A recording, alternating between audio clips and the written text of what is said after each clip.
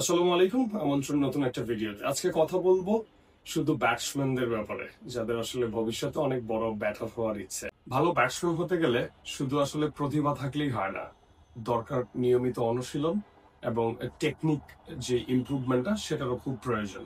একটা ব্যাটসম্যানকে প্রতিদিন নিজের মতো করে তার টেকনিক গুলোকে ইমপ্রুভ করতে হয়।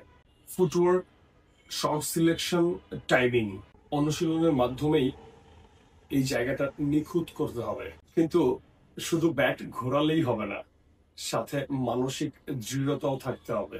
কারণ ক্রিকেট শুধু শরীরের খেলা না, এটা মানসিক যুদ্ধ। চাপের মুহূর্তে শান্ত থাকাটা অনেক বেশি জরুরি। প্রতিপক্ষের বোলারদের যে প্ল্যান নিয়ে ওনারা বোলিং করেন, সেই প্ল্যান অনুযায়ী ব্যাটিং করাটা অনেক জরুরি। এগুলি আসলে একজন প্রকৃত বড় ব্যাটসম্যানের কাজ, বা প্রকৃত বড় ব্যাটসম্যানের অনেক বড় একটা সম্পদ। এরপর বলা যেতে পারে যে শরীর প্রচুর পরিমাণ ফিট রাখতে হবে, আর নয়তো 50 থেকে 100টা বল খেললেই শরীর ছেড়ে দিবে। একটা কথা মাথায় রাখতে হবে, ফিটনেস যদি থাকে তখনই আপনি আসলে লম্বা বা বড় ইনিংস খেলতে পারবেন। আরেকটা জিনিস, সময় মতো অনুশীলন, সময় মতো বিশ্রাম, সঠিক ডায়েট, এসব অভ্যাস গড়ে না তুললে ভালো ব্যাটসম্যান হওয়া যায় না। সব শেষে বলবো, ভালো ব্যাটসম্যান হতে গেলে শেখার মানসিকতা থাকতে হবে। প্রতিদিন চেষ্টা করতে হবে নতুন থেকে নতুন কিছু শেখা, ভুল থেকে শিক্ষা নিতে হবে, আর বিশ্বাস রাখতে হবে নিজের উপর।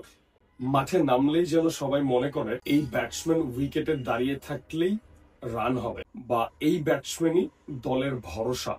এটাই একজন সত্যিকারের ব্যাটারের স্বপ্ন বা পরিচয়। আশা করছি এই কথাগুলো আপনারা মেনটেন করবেন, কারণ অনুশীলন বা প্র্যাকটিসের পর প্র্যাকটিস না করলে আসলে আপনার ব্যাটিং এর যে স্কিলগুলা সেগুলোকে নিখুঁত করা সম্ভব না। সো প্রচুর পরিমাণ কষ্ট করতে হবে। এবং আরেকটা কথা বলে দিতে চাই, একজন ব্যাটারকে অবশ্যই তাকে 30 থেকে 40 মিনিট শ্যাডো করার প্রয়োজন। সো শ্যাডোটা দৈনন্দিন কাজের সাথে ঢুকিয়ে নিতে হবে, প্রচুর পরিমাণ শ্যাডো করতে হবে। আর সেই শ্যাডোটা যদি কোনো একটা আয়নার সামনে আপনি করতে পারেন, তাহলে নিজের কোচ হিসেবে নিজেই অনেক ভুল ত্রুটিগুলো বের করতে পারবেন।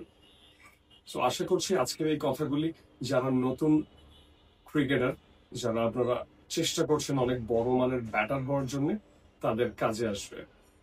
কথা হবে আবারও নতুন আরো একটা ভিডিওতে, অন্য একটা ব্যাপার নিয়ে। সে পর্যন্ত সবাই ভালো থাকবেন, সেফ থাকবেন। আসসালামু আলাইকুম।